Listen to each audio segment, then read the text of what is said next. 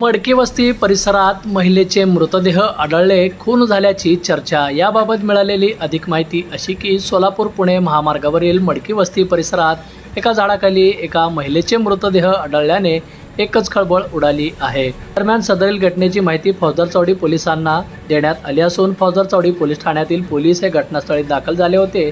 प्रथमदर्शनी सदरील महिला ही एका झाडाखाली निश्चित पडलेल्या अवस्थेत दिसून आली असून सदरील महिलेच्या अंगावरील भागाचे काही कपडे नसल्यामुळे सदर महिलेसोबत काहीतरी कृती करून त्याचा गळा आवळून खून केला असावा अशी चर्चा एका वयास मिळत आहे।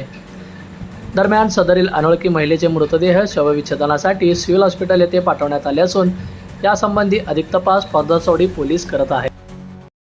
बंधुप्रेम न्यूज चॅनलला लाईक, सबस्क्राईब व बेल आयकॉन दाबायला विसरू नका। धन्यवाद।